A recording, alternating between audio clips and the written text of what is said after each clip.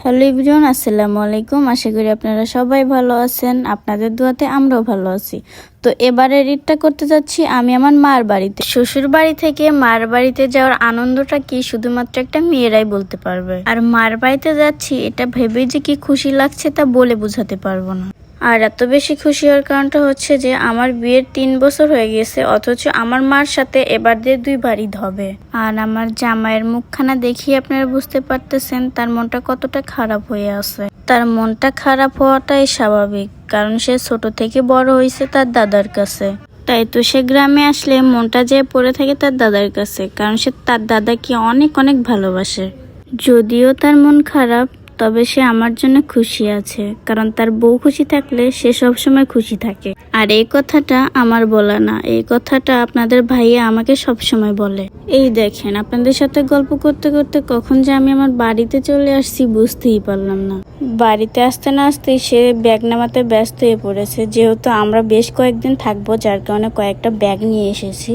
আর যেহেতু সে জামাই, যার কারণে সে তার শাশুড়ির জন্য মিষ্টি, পান সুপারি আর অনেক কিছু নিয়ে আসছে। আর সে সবগুলো হাতে নিয়ে দেখতেছিল কোনটার ওজন কিরকম, আর কি সে হাঁটাচলা করতেছিল, যেহেতু আমরা দুজন ভাগাভাগি করে আনছিলাম। আর এইদিকে আমার বাবাটা আমার জন্য অপেক্ষা করতেছিল যে তার মনে কখন আসবে। আরও হচ্ছে আমার বোনের ছেলে, আমরা 3 বোন। এটা হচ্ছে আমার মেজো বোন আর আমি হচ্ছে সবার ছোট। আর আমি বাড়িতে আসাতে দেখতে পারতেছেন সবাই এত বেশি খুশি হয়েছে যা বলার বাহিরে। দেখেন সে অনেক বেশি খেলা করতেছে।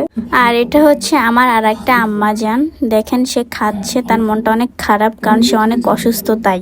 এই দেখেন আমরা আসতে না আসতেই ছাগল জবাই দিয়ে ঝুলিয়ে রাখছে। আর এই ঝুলে থাকার কারণটা হচ্ছে আমার খালাতো বোনের আকিকা। তো আকিকার গোস্ত কাটার দেখার জন্য আমরা সবাই এখানে চলে এসেছি। আর যেহেতু আমাদের ক্যামেরাম্যান আমাদের সাথে আসে নাই, যার কারণে আপনাদের ভাইয়া একা একা ভিডিও ক্লিপগুলো নিচ্ছিল আর আমি তার সাথে সাথে একটু হাঁটাচলা করতেছিলাম। আর আমার বাপজানটা আমার কোলে থেকে নামতেই চাচ্ছিল না, যার কারণে তাকে নিয়ে সবসময় আমি খেলাধুলা করতেছি।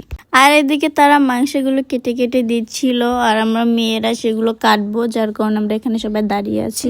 হ্যালো আসে, কেমন আছেন? ভালোই আছি, আল্লাহ ভালোই রাখছি। ভালো দেখছেন? তো এই যে মুরগি ঘরের মধ্যে আলু কে মুরগি নাই, মুরগি না দেখে আলু খেয়ে দিচ্ছেন, আলু খেয়ে দিছি। ভালোই বুদ্ধি। হ্যাঁ, আর এদিকে নানির সাথে দুষ্টামি করতে করতে এদিকে দেখেন মাংস কাটা শুরু করে দিয়েছে আর আমি এদিকে একটু কাটার জন্য প্রস্তুত নিচ্ছিলাম। তো এই ভিডিওটা কিন্তু আমাদের ঈদের আগের করা, কিন্তু আমাদের এই অলসতার জন্য ভিডিও আপলোড দিতে লেট হয়ে গেছে। আর আমরা যেহেতু সকালবেলা আসছিলাম, গোসল দেয়নি, যার কারণে ভাবছি এবার আমরা মিশিং এ গোসল দেবো, কিন্তু মিশিং এ স্টার্ট নিতেছে না। ও গাইস, আমি এখানে ভুল করে ফেলেছি, আমি স্টার্টের জায়গায় স্টার্টার নাকি যে বলছে আমি নিজেও জানি না। তো আমাদের নতুন নতুন ব্লগ পেতে আপনারা এখনই আমাদের পেজটাকে ফলো করে রাখেন, দেন সবাই ভালো ভালো ভিডিওর জন্য অপেক্ষা করবেন আর আমাদেরকে সাপোর্ট করবেন।